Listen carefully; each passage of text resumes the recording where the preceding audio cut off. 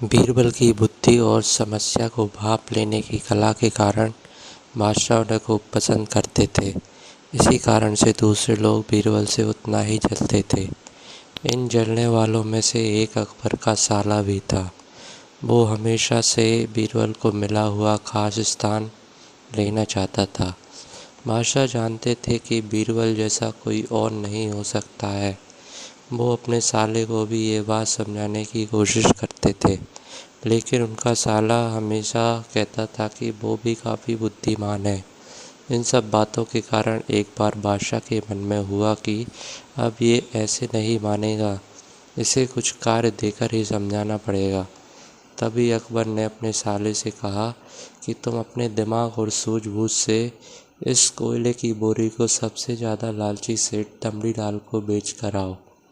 अगर तुमने ऐसा कर दिया तो मैं तुम्हें तुरंत बीरबल की जगह दे दूंगा। यह बात सुनकर अकबर का साला हैरान हुआ, लेकिन उसे बीरबल की जगह चाहिए थी। इसी सोच के साथ वो कोयले की बोरी लेकर सेठ के पास पहुंचा। सेठ ने ऐसे ही किसी की भी बातों में आने वाला नहीं था, इसलिए उसने उसे खरीदने से मना कर दिया।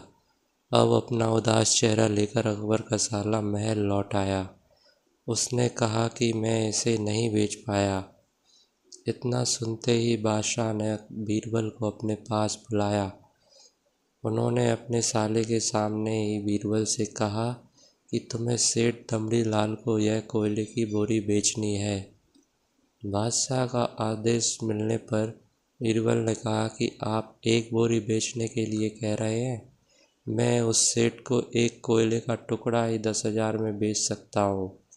यह बात सुनकर अकबर का साला दंग रह गया। अकबर ने कहा कि ठीक है, तुम एक ही कोयले का टुकड़ा बेचाओ।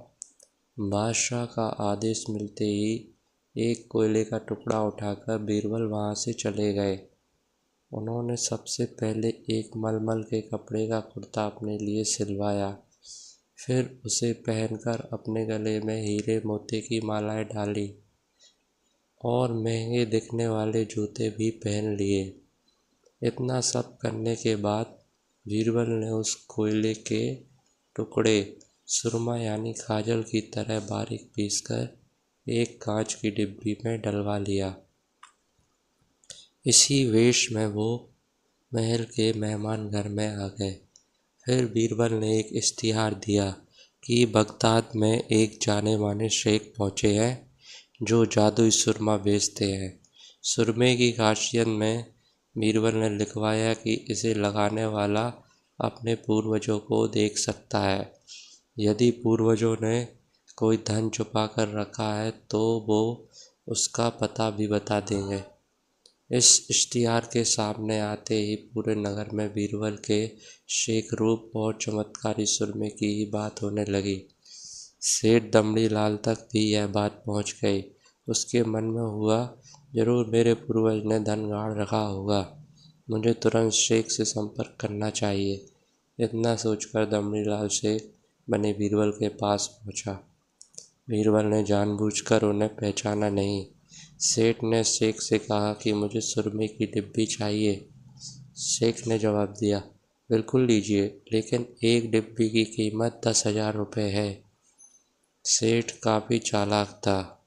उसने शेख से कहा कि मैं पहले सुरमा आंखों पर लगाना चाहता हूँ, उसके बाद पूर्वजों के दिखने पर ही मैं 10,000 रुपये दूंगा। शेख बने बीरबल ने कहा कि ठीक है, आपको ऐसा करने की इजाज़त है। बस आपको सुरमे की जांच करने के लिए चौराहे पर चलना होगा। चमत्कारी सुरमे का करिश्मा देखने के लिए वहाँ लोगों की भीड़ लग गई। तब बीरबल बने शेख जोर जोर से कहने लगे कि इस चमत्कारी सुरमे को सेठ जी लगाएंगे। अगर ये सेठ अपने माता पिता की ही औलाद है तो इन्हें सुरमा लगाते ही तुरंत पूर्वज नजर आएंगे।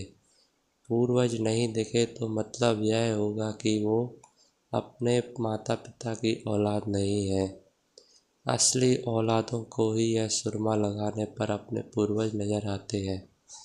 यह सब कहने के बाद शेख ने सेठ की आंखों पर सुरमा लगा दिया और कहा कि आंखें बंद कर लो।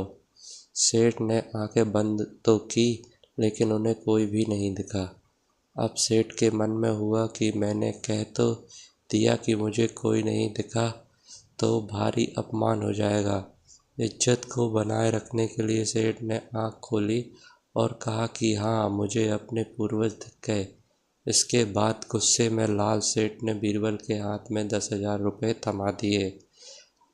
अब खुश होते हुए बीरबल महल चले गए। उन्होंने कहा कि लीजिए बादशाह, एक कोयले के 10,000 रुपये, और सारा किस्सा सुना दिया।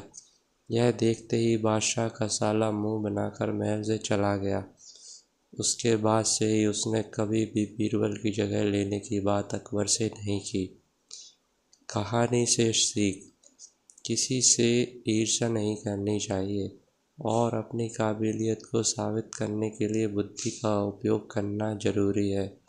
Please like and subscribe.